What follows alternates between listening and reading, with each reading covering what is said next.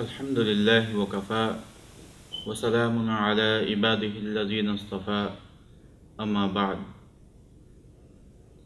عن أبي هريرة رضي الله تعالى عنه قال قال رسول الله صلى الله عليه وسلم آية المنافق ثلاث: إذا حدث كذب وإذا وعد أخلف وإذا اؤتمن خان، او کما قال علیہ الصلاۃ والسلام.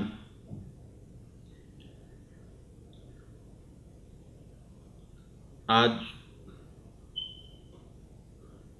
بخاری شریف کی ایک روایت جو کہ حضرت ابو ہریرہ رضی اللہ تعالی عنہ نقل فرما رہے ہیں کہ جناب رسول اللہ صلی اللہ علیہ وسلم نے ارشاد فرمایا، منافق کی 3 نشانیاں ہیں.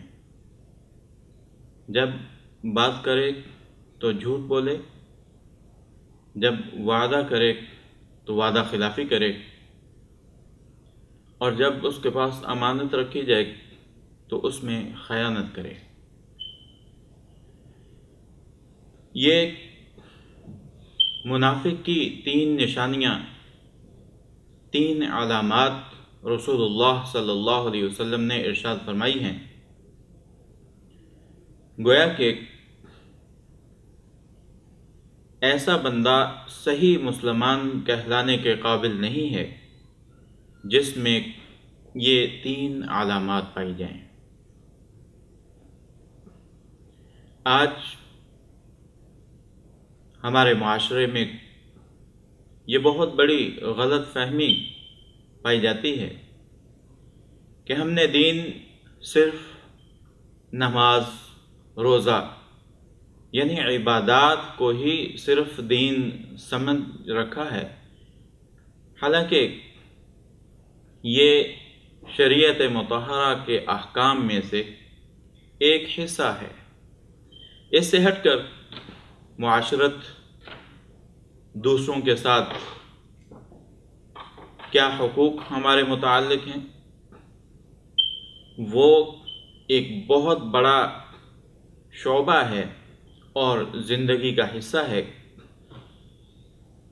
اسی کے متعلقہ یہ حدیث مبارکہ ہے جس میں سب سے پہلے رسول اللہ صلی اللہ علیہ وسلم نے یہ ارشاد فرمایا کہ جب کوئی بات کرے اور جھوٹ بولے تو یہ مومن کی شان نہیں ہے، یہ منافق کی علامت ہے.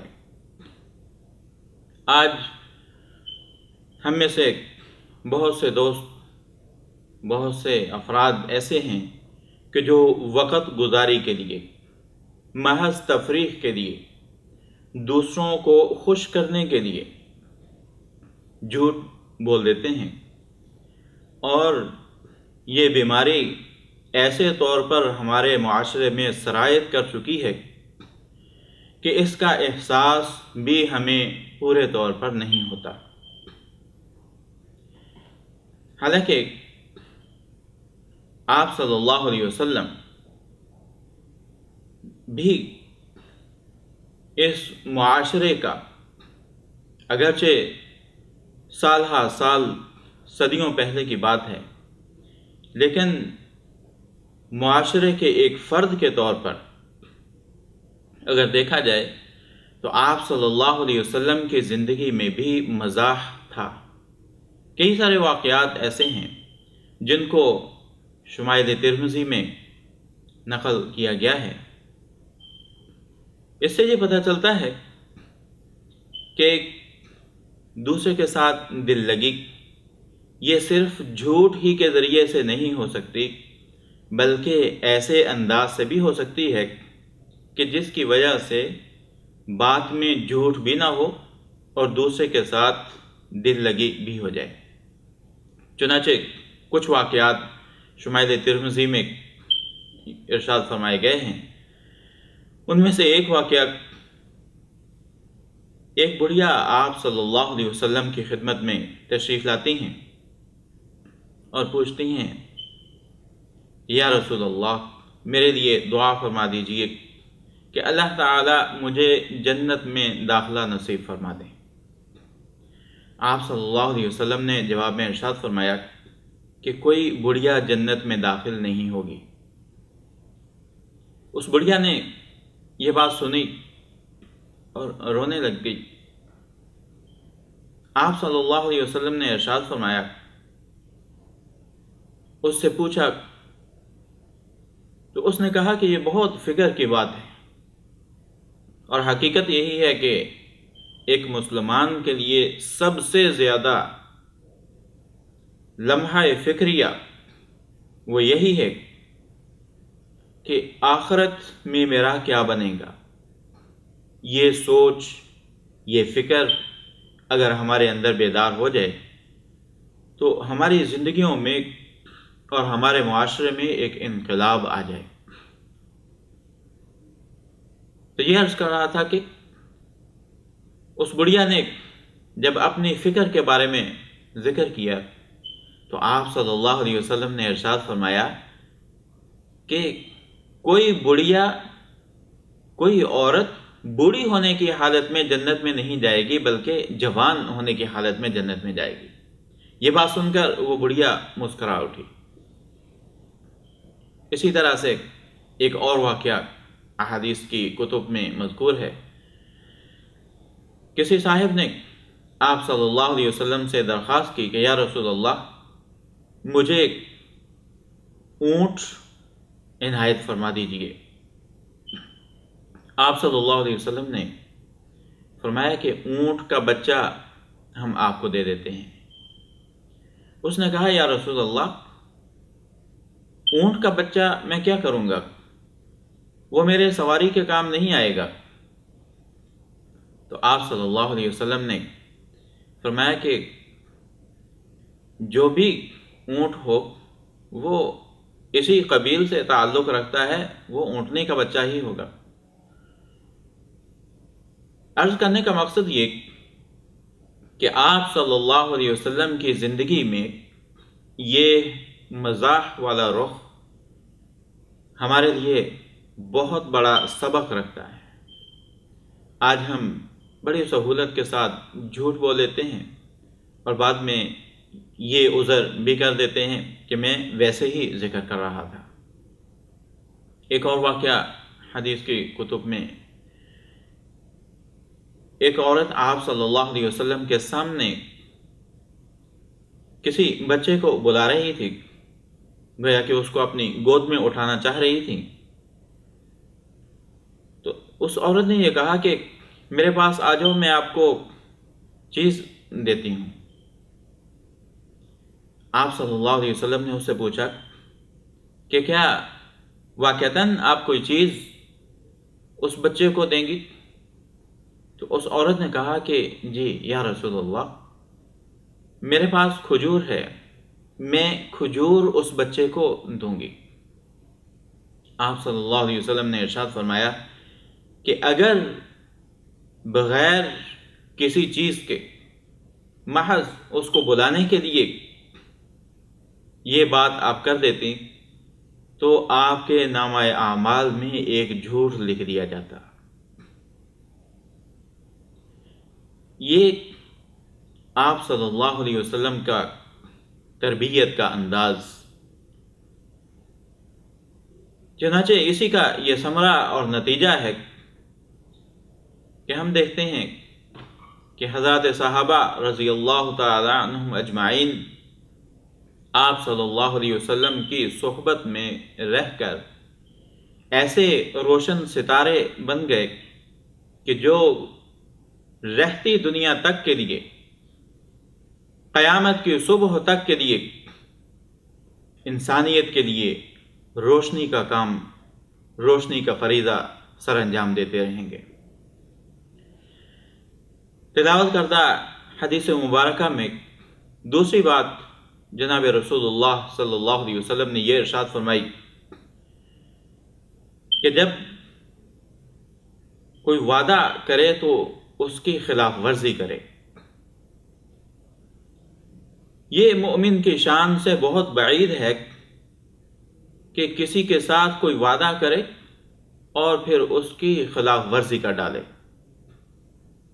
یہ بھی ہمارے معاشرے میں آج بہت بڑی کوتاہی ہو رہی ہے کہ وعدے کو کوئی اہمیت نہیں دی جا رہی، اس کا کوئی مقام نہیں سمجھا جا رہا۔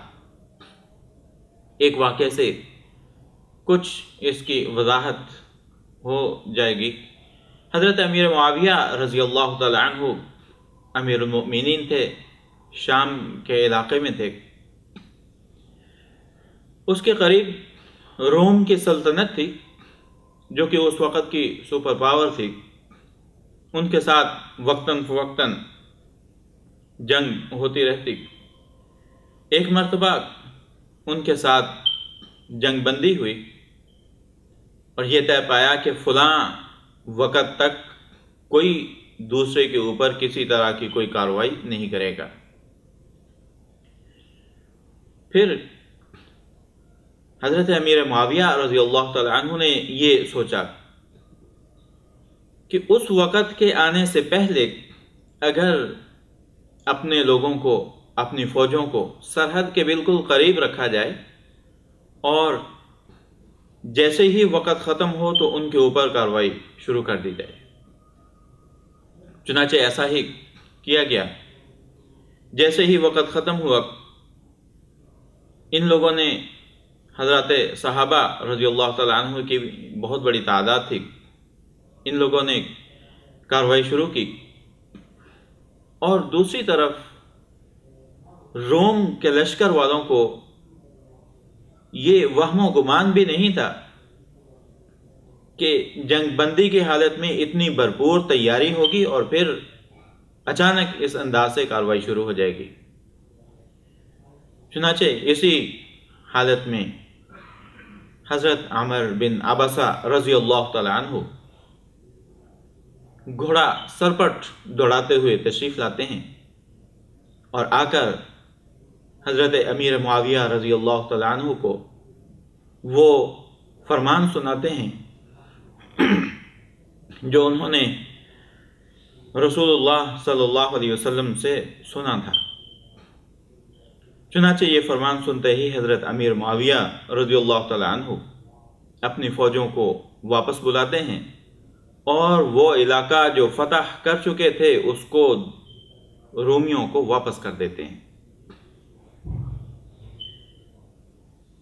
تیسری بات، آپ صلی اللہ علیہ وسلم نے حدیث مبارکہ میں یہ ارشاد فرمائی، وَإِذَا اؤْتُمِنَ خَانَ، جب امانت کسی کے پاس رکھی جائے تو وہ اس میں خیانت کرے۔